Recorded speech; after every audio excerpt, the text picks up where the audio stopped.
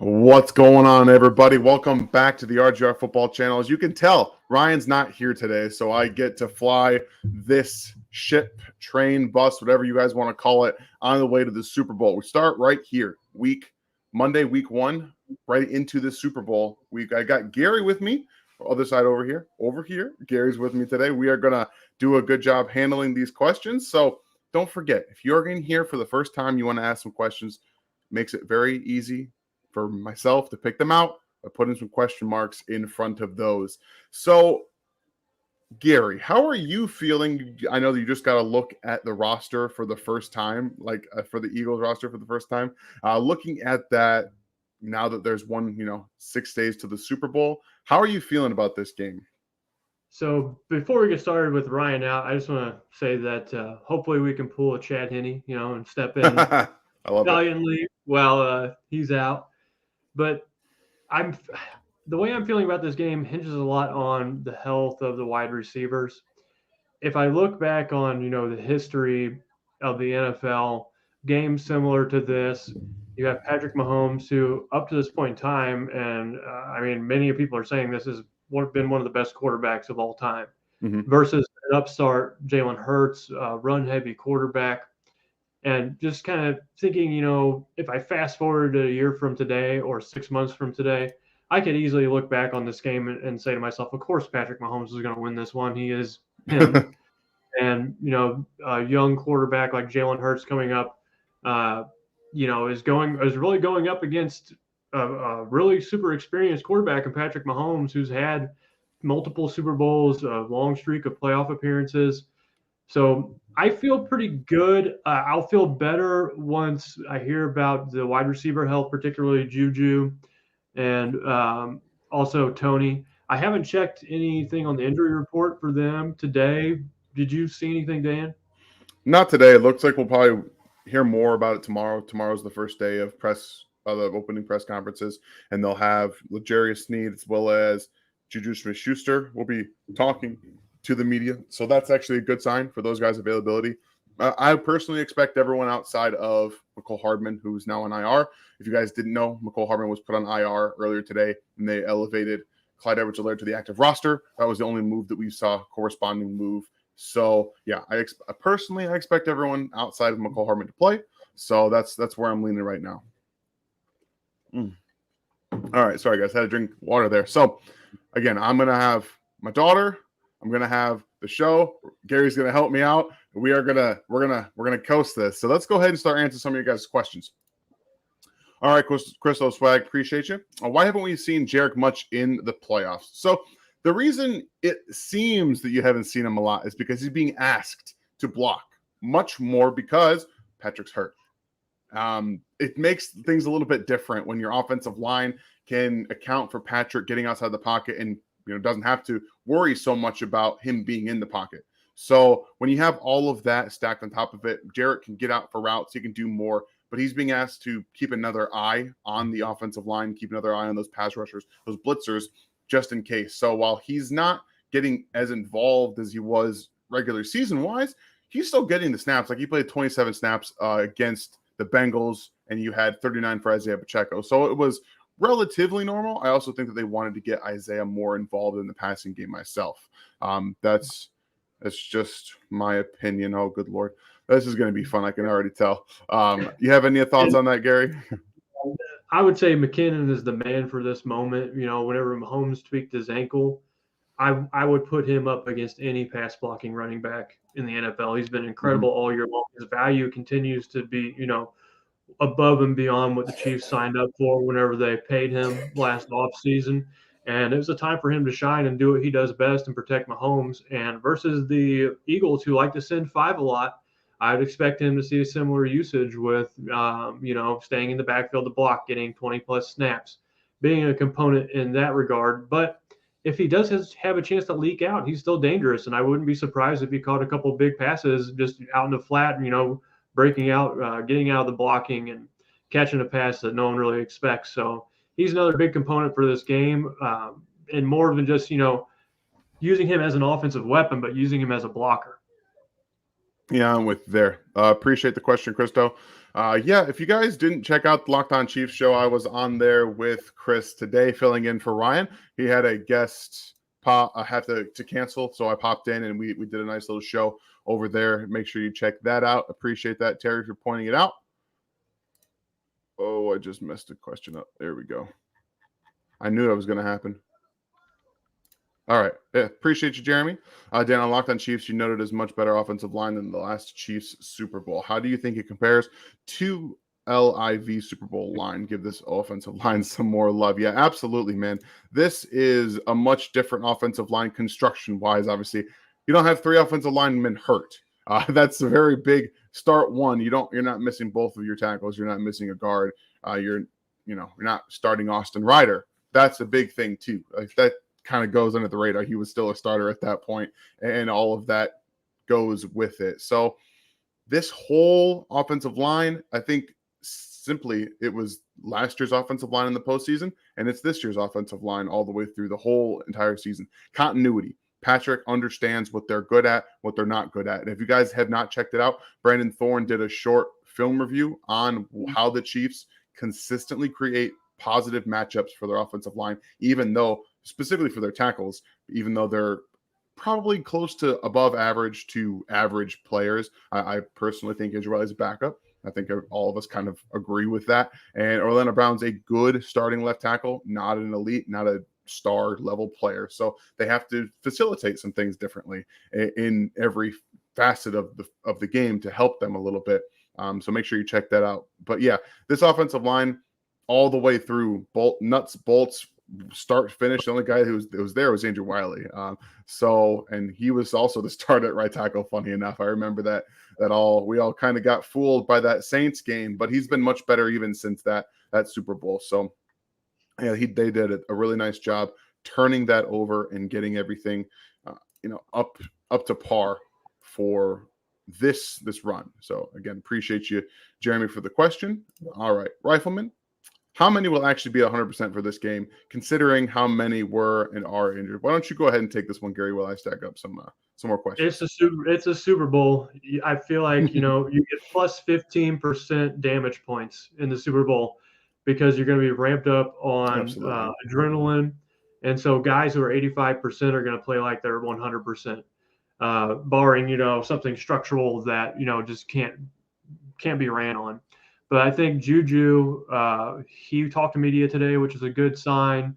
You have Tony, who looked like he rolled his ankle pretty well. He's going to tape that up. I would suspect him to play. I would think everyone suits up, gets that 15% boost. That might not bring them all up to 100%. Juju might be the closest as far as wide receivers go who have been hurt, who are 100%. But I think Mahomes in particular, he's going to get that boost for sure. I think he's going to look much better than he did versus the Bengals game, or much better than he did in the Bengals game. Mm-hmm. And in that game, you couldn't really tell too much that he had just literally looked like he had his ankle broken the week prior. I mean, what a freak athlete to recover that quickly. Man, he's got some quick healing there. Yeah, Mahomes, ridiculous amount of, I don't even know if it's just recovery, but the tendons and the things that surround his ankle are not human. I don't believe they are. They might be bionic. I'm not entirely sure how they do it, but he's incredible. Appreciate your Rifleman for the question. IKEA country, or I'm just going to say EKIA country. How much of an impact does CAH have on this game? So I know a lot of people don't like Clyde Edwards-Helaire. That's fine. You don't have to. First round draft pick who is probably not going to be in Kansas City next year. I think it's kind of understood about how this goes down. Clyde Edwards-Helaire has been in this season, very impactful in the red zone. He's going to be a red zone threat as well, because even with the injuries that they have, he's a guy who can catch passes. So I think you might see him in some regard, specifically when they get inside the 20. He might come in because he's a guy they do trust in there as well. You might even get to see Jerrick and CEH on the field a little bit, but I expect him to play a little bit more than we've seen a guy like Ronald Jones playing. But I think he's going to have a positive impact inside the red zone because he's already been doing that. He was doing it earlier this season, and I think that's just another added red zone threat, not necessarily in between the 20s, but in that red zone area. I think he's going to be I won't say very impactful, but he might be more so than people give him credit for. So Dan, over under 7.5 snaps for CEH. You taking the over or you taking the under? I'll take the under, but I think all of them might be in the red zone. Like I really don't think he gets anywhere else outside the red zone, but I could be wrong. Who knows? It might be helpful to get everyone on a better rotation if they think he's fully ready to go. All right, well, this one's for you, Gary. Why don't you go ahead and take it? I love this question. So I've actually been struggling for ideas. I've been working as hard as I could just to think of things and research different things for the Super Bowl. Like I went back and I looked at all the top 5 rushing quarterbacks and how they fared in the Super Bowl as far as winning and losing. So I like this, Jeremy. I'm going to include this, and you'll see a video for this hopefully tomorrow or Wednesday, depending on how quickly I can get it turned around. But I'm going to write this one down. Compare the Awesome. two teams. Appreciate you, Jeremy. Yeah, she's tired. My daughter's watching Moana right now, so she's going to chime in about different things that are being said. Appreciate you, Kobe. Dan, would you play zone or man against the Eagles? Hurts ranked 21st against zone, but man allows you to pass rush more and give you more time to win against the offensive line. So I'm going to do what Spags does. I'm going to mix it in. I'm going to play both, and I'm going to keep him guessing as to what it is. I'm not going to play a majority. I might even just play 50-50 and just have everybody rotating post-snap, pre-snap, post-snap. The thing about all of this is that Jalen Hurts, while he has ascended from last year to this year in terms of playing quarterback, I do believe you can confuse him. I don't think he's Joe Burrow behind there. Joe Burrow got confused by what Steve Spagnuolo was doing last week or 2 weeks ago almost now. You can confuse Jalen Hurts because there's going to be times in this game where, they're going to have to drop back and pass. I do expect at some point the Chiefs to take the lead in this game, and we'll see how they react to that because if we're being very honest, the Eagles have not been really tested a lot, not just in the postseason, but in this season in terms of having a deficit on the scoreboard. They're usually the leaders in most games. So I do expect them at some point to take the lead, put some pressure on the Eagles. But yeah, I'm not going to play man or zone in terms of the majority of the time, one or the other. I'm going to do a lot of changing up like Spags does because that's exactly how you're going to be able to get Jalen Hurts uncomfortable, make him guess. And that's, younger quarterback who's had some struggles to get to this point in his career. Obviously, he's done a great job of overcoming a ton of adversity to do so. But you can confuse this man if you can confuse Joe Burrow. Yeah, and I really liked McDuffie in his zone looks last week or a couple weeks ago versus the Bengals. I want to see him in zone in this game too, see if he can sneak into some passing lanes undetected like he did with Joe Burrow. If you're able to trick Joe Burrow with those, you can trick Jalen Hurts with them. Absolutely. I'm hoping that they can do that pretty well. Appreciate you, Jacoby, for the question. Saeed Ali, thank you for the question. Do the Chiefs need to make the Eagles one-dimensional? Hurts' arm is hurt. Make him throw. Participate, not a bystander. So they do. I don't necessarily think that his arm's going to be totally hurt. You're going to probably see him be looking relatively normal in this football game, much like Mahomes might look relatively normal in this game as well. It's one game. They're going to do whatever they can to play the full length of it. But yes, you make him one-dimensional. They have to find a way to get the Eagles in some second and long and third and long situations.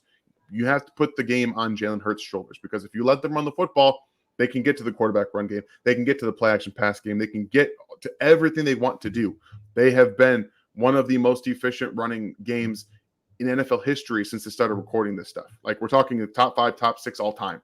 That's where it starts and that's where it finishes. That was what they did last year when Jalen Hurts had his struggles. They went back to that run game, got him comfortable. They can get him comfortable with the quarterback run game, with the run game itself. That's how you make them uncomfortable, is force Jalen Hurts to have to win this football game. It's not going to just happen. It's not just going to be an easy peasy, okay, look, he can't throw the football. They have a really good offensive line, really good weapons, and he's still a very good young quarterback. So it's what you have to do. It's just not the easiest thing in the world by any stretch.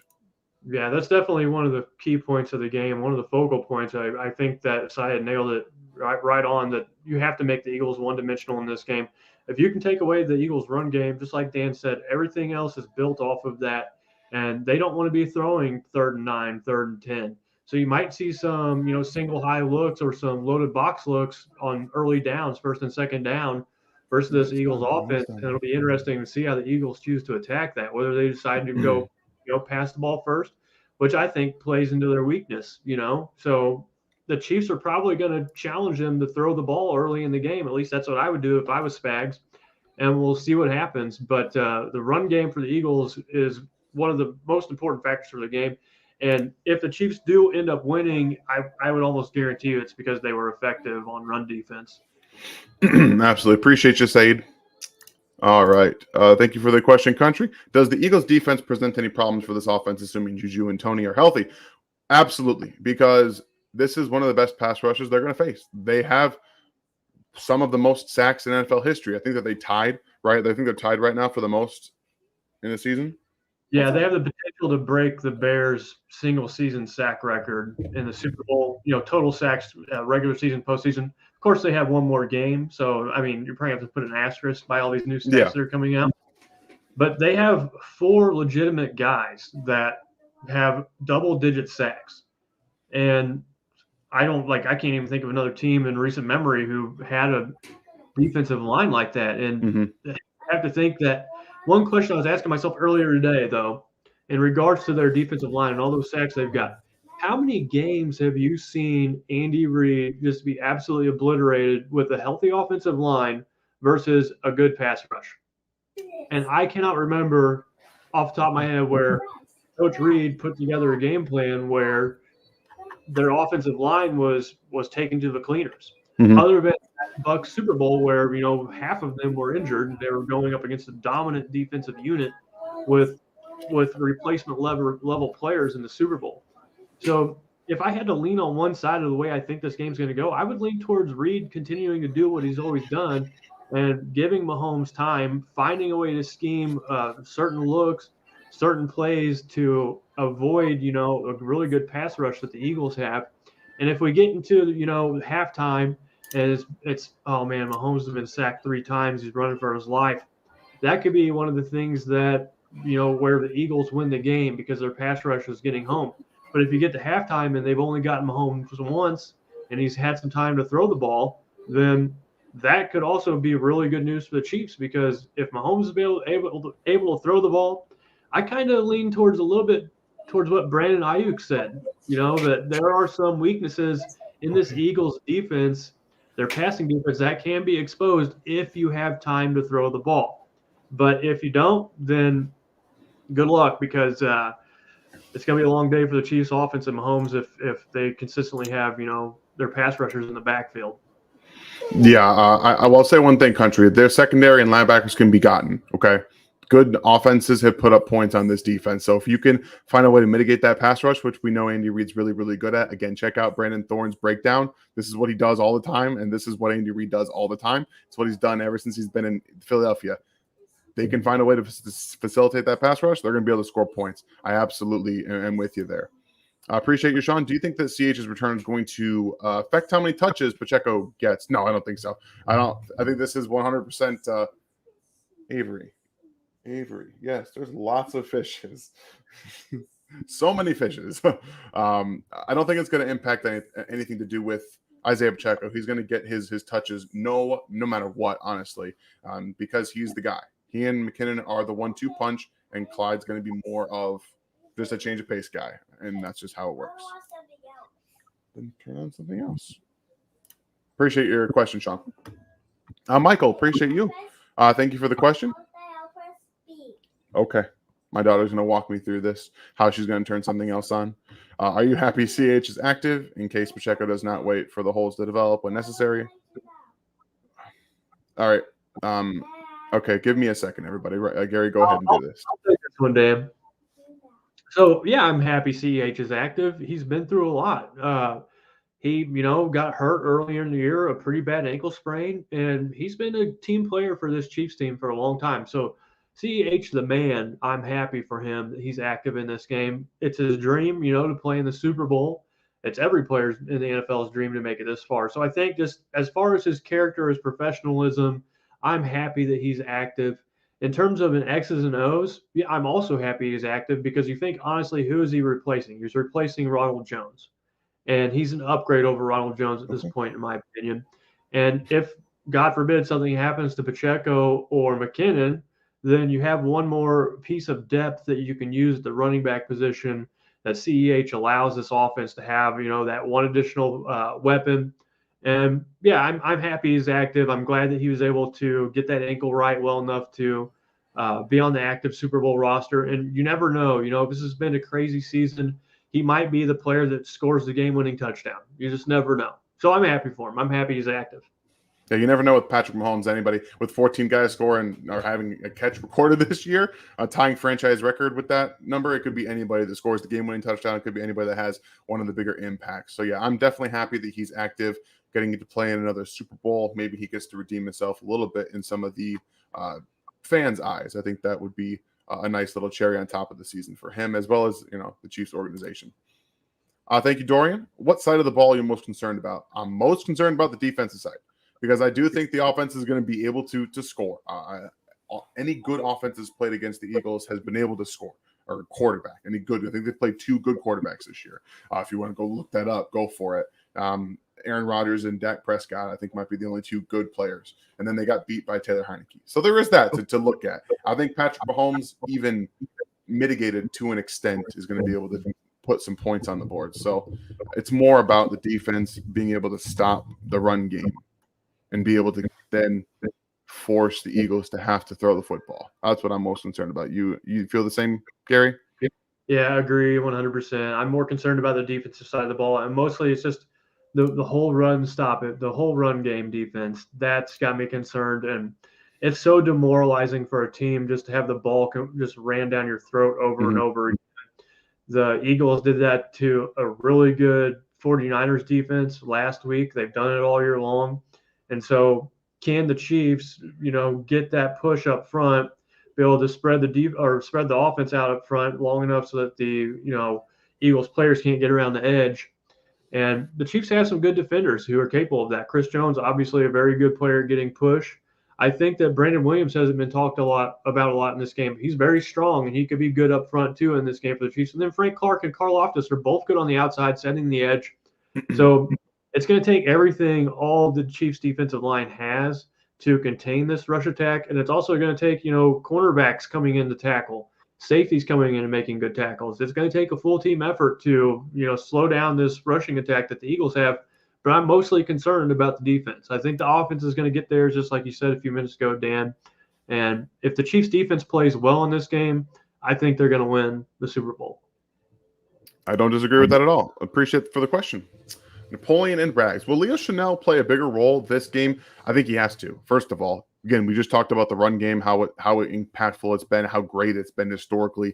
He has to play a bigger role. This could be another game for a young Chiefs defensive player to have maybe his best game of the season in the Super Bowl, in a big spot where they really are going to need him to make a few plays to allow the Chiefs defense to not only get to Jalen Hurts, but to change the dynamic of the game. He's going to probably play more than he has in a couple weeks, but that also might lend into the Eagles doing a little bit more play action. It's all going to depend on how the Eagles treat him on the field, because a lot of times, if you go look back in this regular season, when he was playing more specifically against the Buffalo Bills, you saw him playing more with 12 personnel and 21 personnel sets. That's when they started to throw the ball on him. Like, it was very easy. If he wasn't on the field, they ran the football. If he was on the field, they threw it, and they were able to pick him apart. He's been much better in pass coverage as of late, so I'm hoping they have a good, nice plan for him to be able to get him involved and have a really nice, impactful game this Super Bowl. Jeez, last game of the season, y'all. Insane. Appreciate you, Napoleon. You all make sure for all the extra content and the full RGR experience in Discord channel. You join that right here. Ooh. Yes. Okay. You can get all that on the channel. There is a link somewhere. I don't know exactly where it is because Ryan has it, but let me just pull it up here. It's on our little ticker, and I just have to find it. So you'll apologize. I'll apologize if I can't find it. He's got to tell me these things before he leaves. Otherwise, I'm all lost. All right. I can't find it, so I do apologize. Well, if you guys are interested in getting on part of the Discord, make sure you reach out and become a member right here on this members channel, and we'll get you guys the link for them. All right. Priest Mahomes. I love it. Do y'all think there's any chance the Chiefs drained the tank a little against Cincinnati? What do you think, Gary? No, I don't think so. I think that, this question has kind of an inverse to it. So, do I think the Chiefs drain their tank versus the Bengals? No, I think they're battle tested. I think they've got another notch in their gun belt, and they've got 2 weeks to prepare. And they've had several battles throughout the year versus really good teams. They played the Bills, they played the Bengals twice, they played the Jaguars, they've played the 49ers, they played good NFC teams. I think if you flip this question on its head, you could say, well, has the Eagles' easy schedule prepared them for this moment? And I would say no. I would say the Chiefs' difficult schedule has had more to do with preparing them for a big game like the Super Bowl than the Eagles, easier schedule. So flipping that question on its head, I think it's actually it's better for them than the Eagles' situation.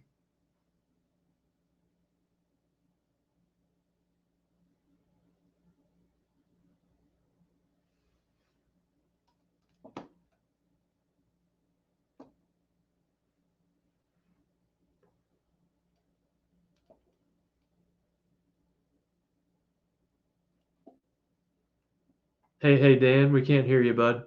I muted my mic. My apologies. I'm really bad at this multitasking nonsense sometimes. I was gonna say, if you'd rather have the rest that the Eagles had technically with the bye week, and then you had the Eagles playing, the Giants, and then the 49ers, they didn't have to stress too much, or would rather have the battle tested, physical toll that the Chiefs had played through, not just the postseason, but the rest of the season as well. Which would you rather have right now in the Super Bowl? A little bit of rest or be more battle tested? I would rather be battle tested. I mean, that's my opinion. I think that like one of the good predictors for playoff success is how that team fared against playoff teams throughout the regular season, and the Chiefs played a lot more playoff teams and high caliber teams than the Eagles did. You want to be good at anything, you got to practice it. You want to be good at beating great teams, you got to practice it. So I believe that to my core, and I think I'd rather have the battle tested Chiefs team, even though they have a few dents in the fender. But still, the wheels are still rolling. Yeah, I hope you're right about that, because I think I might have the rest, especially with the injuries the Chiefs got. But we'll see how it plays out. Appreciate you, Priest. Corbin, thank you for the question. Eagles defense drops something like 24th overall when they face pre-snap motion. How much do you think Andy leans on that, and who's the new Tyreek for that pre-snap role? Well, we see it every single week. Not just Travis Kelce. You have McCole Hardman, who was doing a lot of that. Kadarius Toney does a lot of that. Sky Moore does a lot of that. And you even saw a little bit of an orbit motion from MVS last week. So everybody can contribute moving pre-snap and post-snap. Noah Gray can be motioned side as well. And you can always also do that with the running backs. So this is going to be another Andy Reid special. Andy Reid has himself a game because he can do that. If you go back to the 49ers game, the game plan that they had for the pass rush, I know that they were banged up a little bit, but Nick Bosa was unimpactful. He had no impact on that football game. They ran jet sweeps at him. They ran everything at him. They didn't have to block him at all, and a lot of times, and it worked out. So there are some definite truths to how much you can use pre-snap motion and not only make the linebackers have to guess, but the defensive ends have to guess as well. That's going to be more important, in my opinion, making these defensive ends guess and deal with some trash in the way, some tight ends, some running backs in the way, so they can't just tee off on Patrick Mahomes. But you're going to see a ton of players being in motion, and not just Travis Kelce or normally Noah Gray, the tight ends. You're going to see everybody. Everybody's going to move a ton in this football game. Yeah, and part of that pre-snap motion is to get a good idea of what defense you're up against. Are they in man? Are they in zone? Where does that linebacker move when we move the running back over? Does the safety or cornerback, slot corner move over? Do they follow the receiver who goes into motion? I wonder if maybe the Eagles have a bit too much of a tell, whenever they're being motioned against, and that helps a quarterback on the opposing offense have an idea of what they're going to see. And so if they've been 24th all year long, I don't think that's going to change. And I would say it's bad news for the Eagles, because Andy Reid motions more than anybody else in the NFL, or he's right up there with all the other coaches. So there's just one more thing that I've been kind of accumulating little bits and pieces here and there, but that's one more thing that I like about this matchup with the Chiefs. They use a lot of motion. The Eagles not fared the best against it. Yeah, there's one thing that I think that comes with this Eagles defense is that it's kind of static. They don't do a ton of changing post snap. I do think they're going to have some in the bag because that's one thing, if anything is messed with Patrick Mahomes at all, it's a little bit of change. Well, that's very nice. Thank you. My daughter is giving me a cheetah. We'll put the cheetah over here. That's exactly what this is. That's a cheetah, Avery. So we'll see. And Okay, back to the whole battle tested thing, Dan. So the Eagles have not done a lot of switching up this year, as far as when they get see pre-snap motion. Wouldn't you rather have a group who had been battle tested and has practiced that on the field against top quarterback competition on the field of play, as opposed to suddenly doing it in the Super Bowl without having a ton of experience doing it? I know these are professional athletes, but there's professional athletes on the other side of the ball too. And I think that the lack of opportunities they've had to really try this defense out and do the things that you're suggesting of trying to disguise looks more. I think this is a huge part of the game that some folks are talking about, but I don't think it's getting talked about enough. Yeah, I don't disagree with that. It's going to be a lot of fun to see how the defense changes because, like I said, they're relatively a static defense, not a lot of post snap changes, and whether that changes or not, that's something that it does play well into what the Chiefs want to do. Again, thanks for the question. That's a very good one, Corbin. Canadian Chief, how's it going? If you think the Chiefs are, if you think the Chiefs are winning the Super Bowl, hit that thumbs up. That's right. Everyone, please take a second to hit that like. Really helps us out, gets us out into that algorithm so we can grow as much as we want to with the rest of the Chiefs. Trying to keep up with Cole, even though it's impossible to do that. That dude is just blowing everybody out of the water with subs right now. But still, we want to get up there at some point. So yeah, make sure you're hitting that like button. All right, Jeremy, appreciate the question here. What player/coach's legacy stands to gain the most from this game, the Eagles included? That's a good one. This probably, I'll start first. I think this is going to be a Steve Spagnuolo special. If Steve Spagnuolo comes out with another game plan and stops another excellent offense this week in the Super Bowl, I mean, not only could we be talking about how the dynamic of this defense changing over the course of the next few years. I don't know how much longer he's going to end up coaching if he wants to keep doing it, but the fan base's perspective early in the season, almost every single season, we all talk about how we don't want Steve Spagnuolo to be the defensive coordinator anymore. But at the end of the day, he's been excellent in the postseason. And I think that this is another opportunity he has to cement himself as a legitimate postseason defensive coordinator. Yeah, I think as far as players go in terms of legacy, I think that Patrick Mahomes, I think he has the most to gain from this game. If he wins, that's two Super Bowl victories. He's under 28 years old. That would have been the most, I think, Super Bowl appearances and victories at that age in his career. And he's kind of set this standard that is so high, where it's a Super Bowl every year. To where if he doesn't get it, then he has a lot to lose. Now, meanwhile, on the other side of the ball, you have Jalen Hurts, who had a decent showing last year, and this year he really came onto the scene. He hasn't been around and dominating quite as long as Mahomes has, nor to that level. So if he wins, the Super Bowl, that's really good on him. But I think Mahomes has more stake in this game just because of the legacy and the body of work he's built at this point in time. In terms of going outside of player or coach, I think the one person who has the most to gain from this Super Bowl is Brett Veach, because if the Chiefs win the Super Bowl, he had 4 rookies playing meaningful defensive snaps in the AFC Championship game.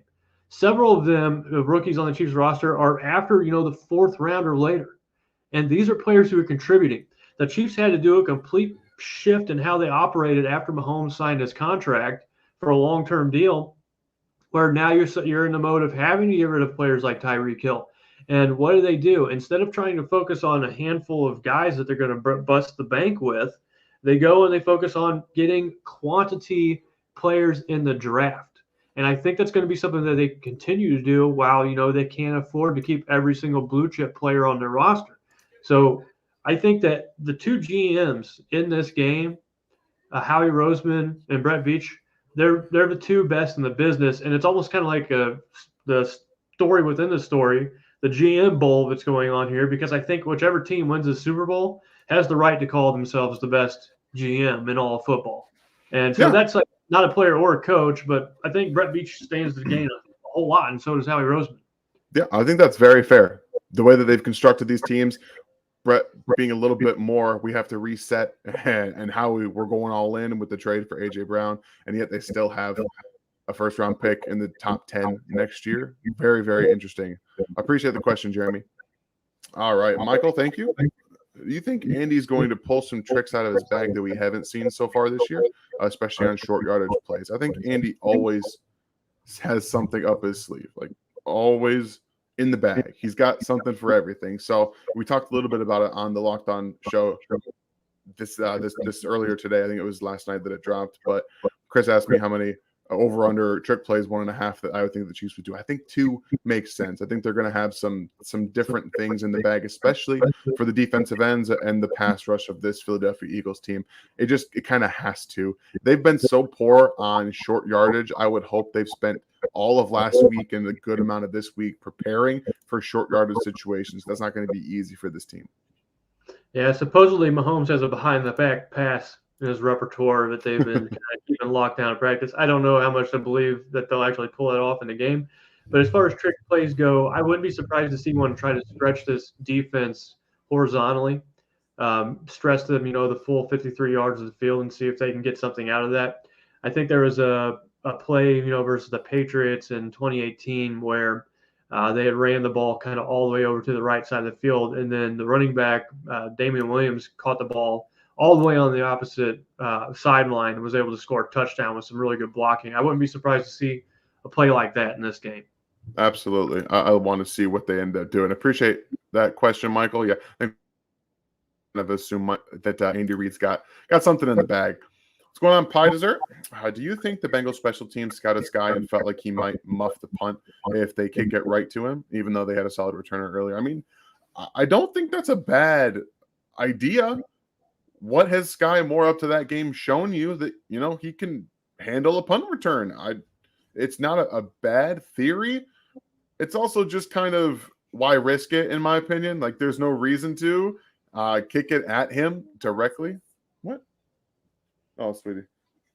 In my opinion, there's no reason to risk kicking at him because even on the off chance that he muffs it, they can still get the ball there. And if he doesn't, he catches it and runs. He's still a good guy after the catch in some regards. So I understand the thought process. I can't think that they said, let's kick it at Sky Moore or any player because he might muff it. It seems to, at least in my opinion, that they should have just tried to kick it away and kick it out of bounds. Don't let any return happen. At least that's my opinion. My opinion is I think that they did kick it to him because they thought he might muff one because of his history, high, clutch situation, pressures on. And, I was harsh on Sky earlier this year for dropping the punts and muffing them. I think many people were, but what a story of redemption for him. I mean, absolutely. And with guys being a little sore, he has a chance to do some more of that in the Super Bowl. And he's definitely a player that, I have high hopes for, and maybe he can have an impact in the Super Bowl. But it's just I'm really, I guess, proud is the word to say, of the way he's hung in there and stuck through it and fought through those demons and came through in the biggest moment. I mean, what a great attitude he has to have and way to overcome that. Absolutely. It was a great moment for him, and hopefully gives him lots of confidence going forward. Josh Odzana, hope I'm pronouncing your guys' names properly. I'm just as bad as Ryan when it comes to that, so I apologize if I mess up some things. If the Chiefs defense hold the Eagles as a team to 120 to 130 total rush yards, do you think that's a win? Absolutely. Anything under 150 yards, I'm like, okay, I'm probably sprinting around because they haven't just gashed them. And that's the one thing that I don't want to see is this defense get gashed on the ground. Yeah, and one thing about the Chiefs, I don't know if a lot of people know this, but I think they're 9-0 this year when they win the time of possession. So if the Eagles are able to continuously grind out the clock, keep Mahomes on the bench, it's just bad news for the team as a whole. And so I think that, around that 120, 130 range, that might be just enough, stops of small enough average to have an impact in the game and force them to punt a little more than, if they have over 150. So I'm right there with you, Dan. All right. Appreciate you, Josh. Thank you, Terry, for the question. What do you think about Keenan Allen coming to play with the Chiefs next year, talking about Chargers releasing him? Yeah, I've seen that he could be a cap casualty. I posted on Twitter, I think that he would be awesome in this offense, assuming he wanted to make that work and the Chiefs wanted to make that work. Again, the money wouldn't be too much. I think that he would make a lot of sense, considering the guy can just get open. He's one of the best route runners even now in the NFL, and that would make a lot of sense. Okay, fine, don't need it. That would make a lot of sense stylistically in terms of they need a guy who can get open. Yes. So Keenan Allen is 30 years old. He'll turn 31 starting next season. Some people want to talk about his injury history, but he's missed like 11 games in 6 years or something like that, or 7 years. So he's had a lot of nagging injuries, but I think that kind of narrative about him is not 100% true. But I mean, he's going to be 31. Mm-hmm. He probably has maybe 1 or 2 good years left in the tank, really where he can perform similar to what he's done in LA and San Diego.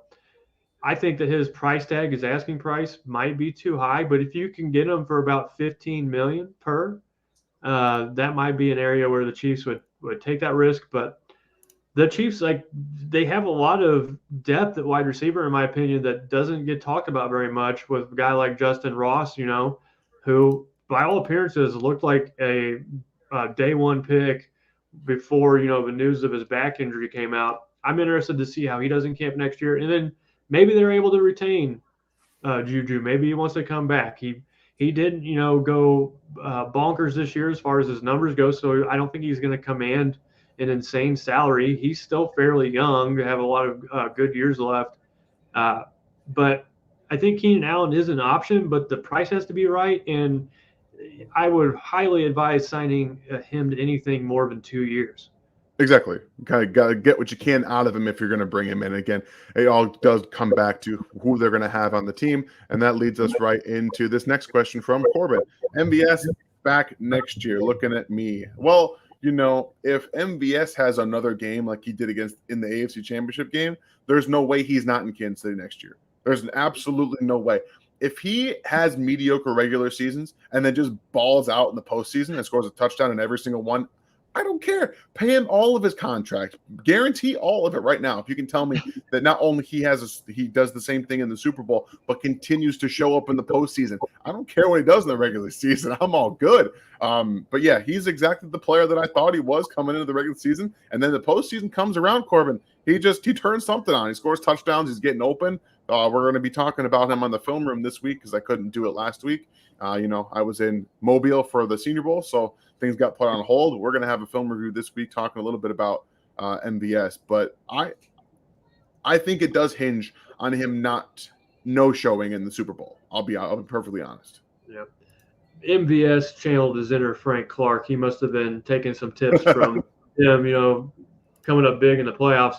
I think that next year you almost have to keep him around unless you find some real pieces in the offseason. But there's going to be a lot of players in the Chiefs wide receiver core unless they go out and get somebody or sign Juju again. There's a lot of question marks in that group, and MVS is just one less question mark. He's not going to be the most productive guy, but you at least know what he is and what he does well, and Andy Reid can work with that. Absolutely. Thank you for that, Corbin. Keep me honest. I like it.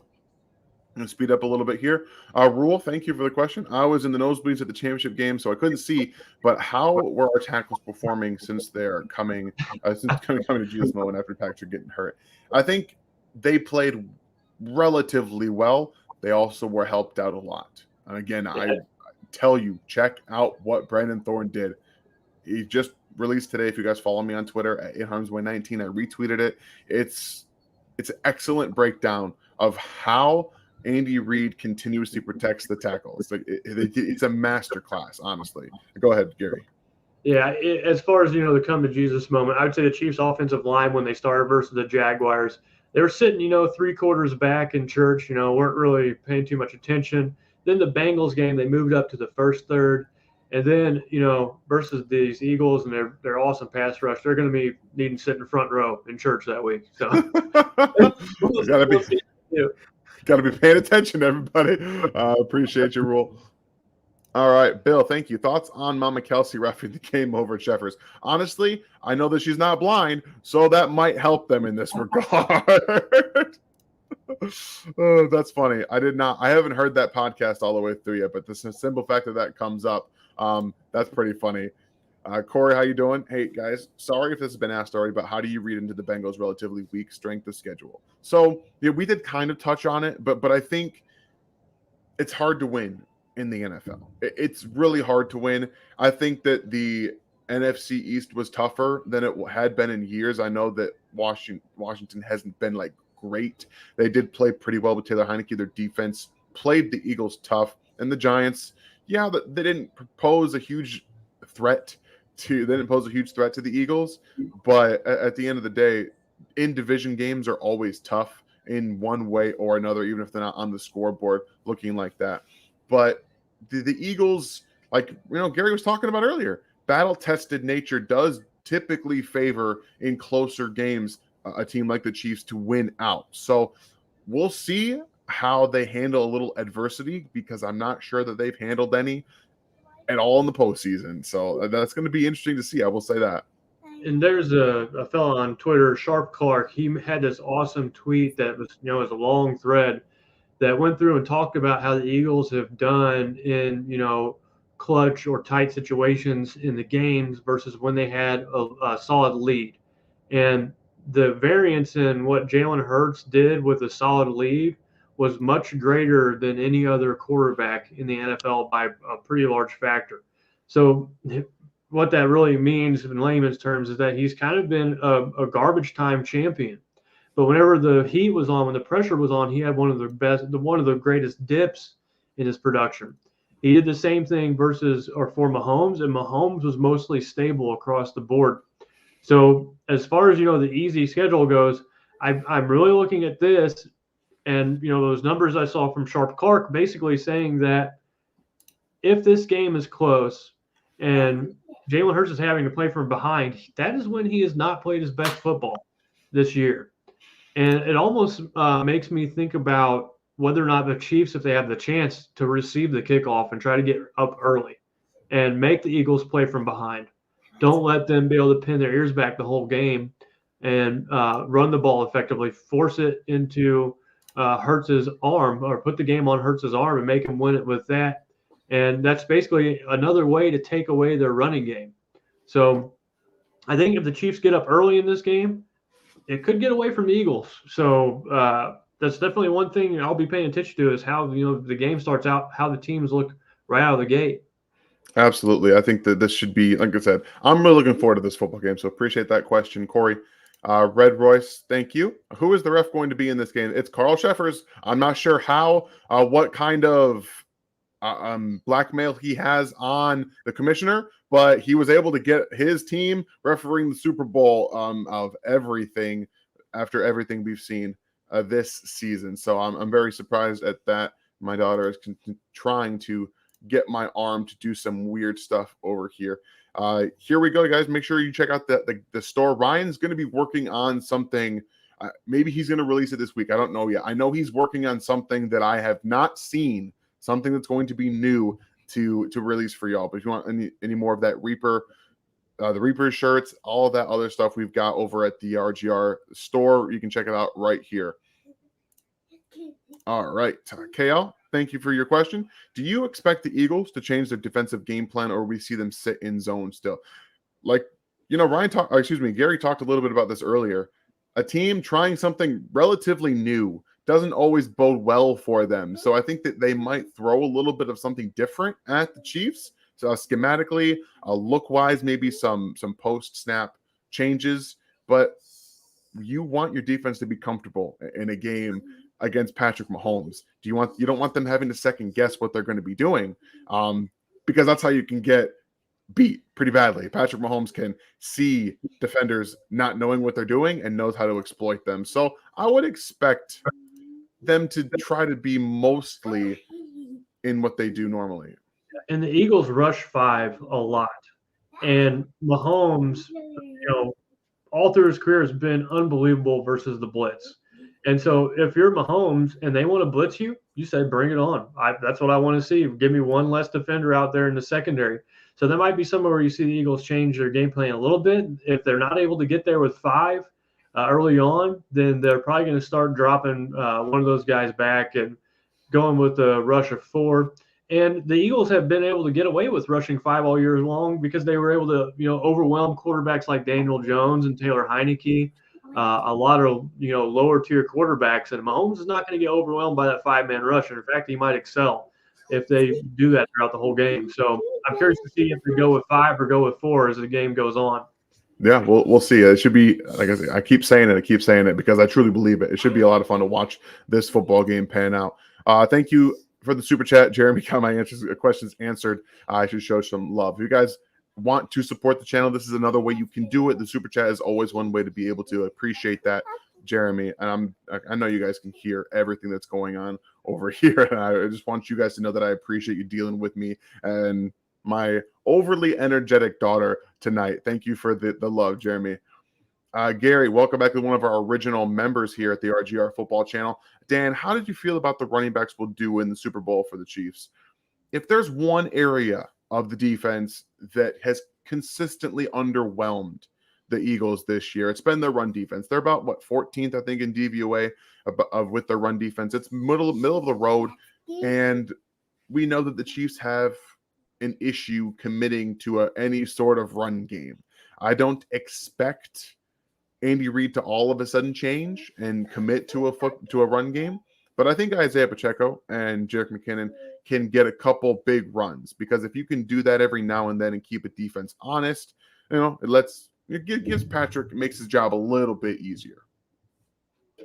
Right, and that's one way to go after a good pass rush is run the ball right at him, or you get the pass rushers going on the outside and try to run away from them a little bit. So going to be a big part of the game too is can the Chiefs run the ball and get some of those defensive linemen for the Eagles to be aware that, hey, we can't rush the passer every single play. Thanks for that, Gary. Red, thank you for this question. When they showed the team come off the plane, I was hoping they would all have a mustache painted on their face. Honestly, that is one of the biggest missed opportunities that they've done. Like Andy Reid, if you guys, there was I think early in the New Heights podcast, they talked about, when they had Patrick on, that Andy's was behind like a lot of the ideas for that commercial after he got going. So that would have been so funny if they all walked off the plane doing that. At least some of the players. Now, maybe not all of them, but some of them. That would have been, that would have been so funny. I would have laughed. So I did see a photoshopped image of Andy Reid putting an L on Joe Burrow's forehead, and I thought that was kind of funny. All right, sorry. Thank you for that, Red. All right, David, thank you for the question. Will Kadarius Toney be able to play? I will state both Snead and Juju Smith-Schuster will play. I'm pretty sure Gay will play, but Toney becomes the abiding question. So, yeah, Avery, please wait. Go ahead, Gary, while I deal with this. Yeah, I think that, we talked about earlier that 15% boost to your, overall health going into the Super Bowl. I think Toney's going to gut this one out. They're going to tape that ankle up. It really looked like to me like a basketball ankle. You roll your ankle playing basketball. Yeah. Anyone who's played basketball a lot knows that, yeah, it sucks and it's going to hurt for a while, but they might give it a shot and you can still function with it as long as you have proper support. So I think Toney's going to play in this game. I think he's going to have a brace on or be taped up quite a bit, and it might limit some of his on the field, twitchiness. But I think he's going to suit up for this game. Yeah, I think at the very worst, you need to have him running some jet sweeps and just be out there to be accounted for. You can get other guys open just with the threat of a player like Kadarius Toney, even if you don't think he's 100% ready to go. Like he can still give you some opportunities to get other people the ball. Thank you for that, David. KL, appreciate the super chat. What did these rookie corners do differently last game that raised their play so much? And insane ask against that wide receiver trio. I'm going to let you guys know they didn't do anything differently. That's how they've been playing it a lot of the time since the first Bengals game. Like that game, something clicked for that group. I know that they've had some individual struggles at times, but also the L'Jarius Sneed injury. Okay. when you have an injury like that to the only veteran in your corner room and who's the starter, it does something to a mentality. They've played well. They have the athletic ability and the tendencies now that they're in the postseason, and they've seen a lot. They've seen a lot now that everything kind of clicked for them. And when Snead goes down, they know we have to raise our level of play. There's no way around it. And when you have talented players that fit the system you're trying to get them, to draft them to anyway, being able to put them in positions to succeed with a pass rush getting home and letting them do what they're more comfortable in, and a little bit of man playing behind in zone for some time, but for the most part, letting them play a little bit more man. I think that was, at the end of the day, what helped them be more comfortable when L'Jarius Sneed went out. All right. Appreciate that super chat, KO. Josh, I got my name right. Yes. Thank you. I'm glad I was able to. I don't want to be out here making people upset because I'm messing up their names.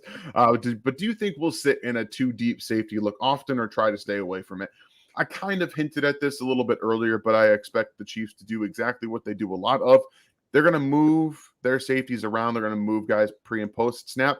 But this is, for large parts, it's not going to be a cover 3 look. Spags does run cover 3. He runs cover 2, runs in some cover 4, and some man coverage. So you're going to see 2 high safeties a lot. They might bring someone down every once in a while, run a little bit man coverage with the blitz, but you're not going to see them dropping into, as much as I would love it, as much as I would love to see a cover 3 defense every now and then. Spags just isn't going to do it. So those 2 high safeties, single high, is probably what you're going to see the most of.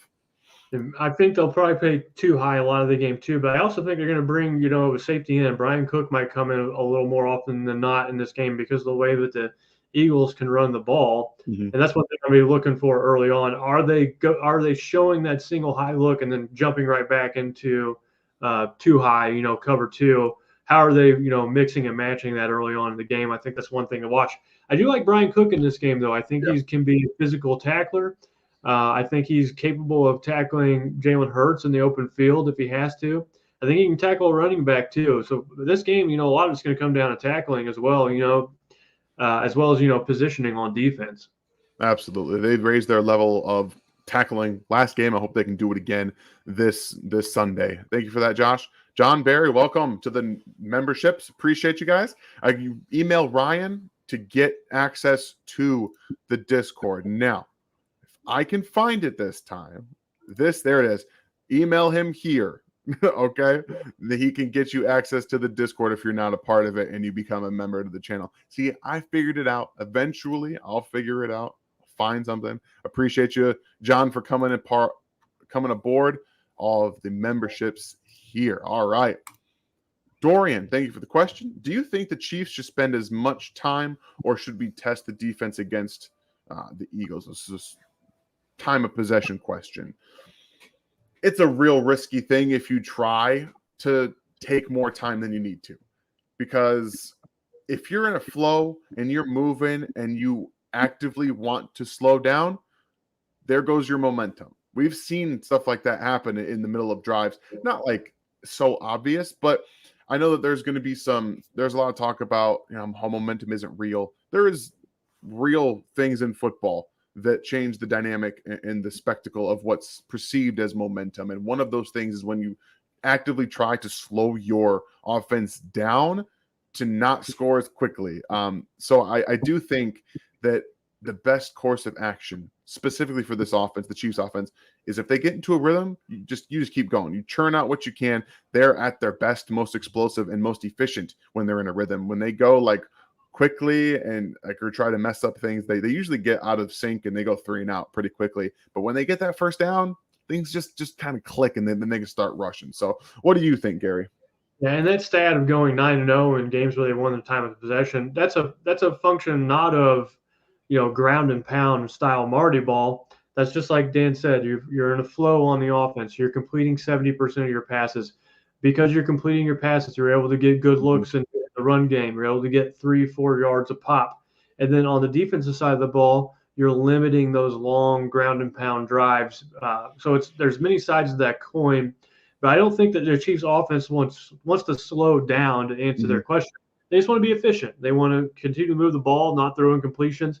And through that, they will have a good chance of owning the time of possession in the game. Absolutely. Again, keep that Eagles offense not running the football, and you'll have a good chance of winning the time of possession as well. Thank you, Dorian. A WW. Is it a bigger deal for the Chiefs for the legacy, or is it a bigger for the Eagles to win the Super Bowl? So, specifically, thank you. Specifically, the Chiefs' legacy, because they've built this team, they've gone to hosted 5 straight AFC Championship games. They've hosted them. It's technically more important and bigger for their legacy to win this football game. I don't necessarily agree with that because Patrick Mahomes is here. I know that you don't count on going back to more Super Bowls. It's never that easy. You can't just assume it'll happen. But when we look at what they've done, this is their 3rd Super Bowl appearance in 4 seasons. Obviously, winning any Super Bowl in any season is tough enough. Getting to a couple of them is harder. Getting to 3 of them in 4 seasons is near impossible to do. So while it is more important for the legacy of the Chiefs to win this football game than it is the Eagles, they're in the well-established realm of this team in a retooling year was able to make it to the Super Bowl. There's always that to look at. Yeah. And I don't view like the Chiefs changes in the offseason as a retooling or a rebuilding. I just feel like it's kind of like owning a home. There's always going to be something to work on. And as long as you know you're not letting your paint peel off your house like I've been doing here lately, I'm going to get it in the spring, so don't worry about it. But there's always something to work on with the football team. The narratives that are going to come out of this game, if the Chiefs lose this game, the narrative is going to be, well, Mahomes is 1-2 in the Super Bowl. He's never going to catch Brady, which he might not even if he wins this one either. And then Jalen Hurts is going to be elevated as his quarterback who has a shot of being truly great, winning a Super Bowl so young. He's going to be, a made man for the most part. But if the Chiefs win this game, then on the Eagles side, you would say, well, it was a good year. Jalen Hurts, did awesome. We've got a good path going forward for the Eagles, and they feel good about it. If the Chiefs win, then you're going to start to hear talking about, okay, yeah, Mahomes has really cemented himself even more if he had not already done so already. Mm-hmm. And maybe he's got a shot of passing a guy like Joe Montana and maybe even Brady if he plays for long enough.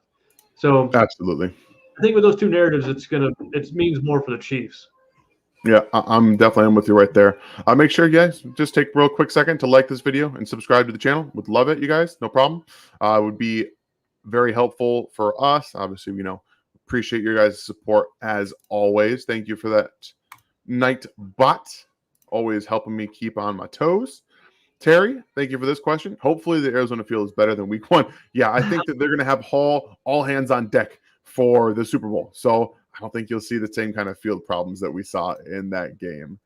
Let me take that down really quickly. But make sure you guys, again, if you sub to the channel, email Ryan here to get involved into the Discord channel. All right. We are closing out the questions here. If you guys have any last ones, make sure you get them in. If you have any last super chats, feel free to hit those. Igan, apologies again if you're saying that wrong. Dan, you and Gary are doing great. Thank you. Appreciate that. Who needs Ryan? Oh, we all need Ryan. Trust me. I can't do this by myself. I desperately need Ryan to come back. This, as much as I enjoy doing this here with Gary, this is it's a task to manage this, and it's always fun to get to do it once in a while. But Ryan is definitely absolutely needed. Love Ryan as well. You're a great analyst and father. Thank you. I appreciate that. It's, if anything that I can ever take away from this, is that my being a father is more important than anything. So I try and do as best that I can with that. Thank you, Egan. Dorian, will this game be a shootout, or would this game be low scoring like the game in the 20s range? What do you think, Gary? I think it's going to be a high scoring game. I think it's going to be a shootout. I would say, if someone asked me if one team were to blow out the other, would I think the Chiefs are more likely to blow out the Chiefs, or the Chiefs are more likely to blow out the Eagles, or the Eagles more likely to blow out the Chiefs? I think the Chiefs are more likely to blow out the Eagles for the reasons we talked about earlier, where, the Eagles have not been tested and Hurts has played worse whenever he's been put under pressure. But I could see a score, 34 or 31. I think it's going to be a higher scoring game. They're playing on a turf. So a lot of that favors the offense. Absolutely. I think that this is going to be a 30-ish scoring game. We'll get our final predictions for the game plan video at the end of the week on Friday. Make sure you guys are checking that out. One last reminder, y'all. Opening ceremonies on ESPN2 tonight, apparently. I did not know that. Thank you, Terry. I might have that on in the background while I'm cleaning and watching film. So we'll see. Oh, man. All right.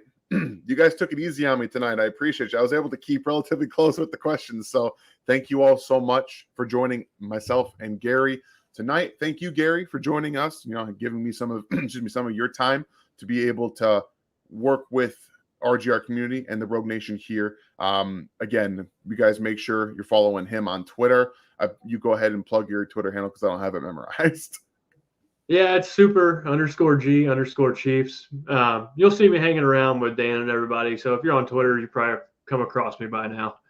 Absolutely. Again, you guys, thank you so much for the questions, keeping me honest and hanging out with us on this Monday night. We got more content. I will have, a film review for you guys coming this week. Don't forget to tune in with all of the stuff going on this Super Bowl week.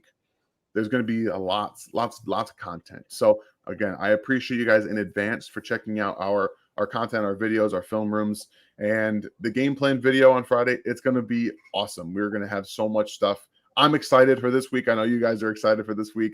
I appreciate it one more time. Appreciate y'all for being with me tonight. Bearing with me as we work through this with the little one and the movie in the background and tons of other stuff. So you guys have been great. Everybody have a great night, and we'll see you next time. See you, everybody.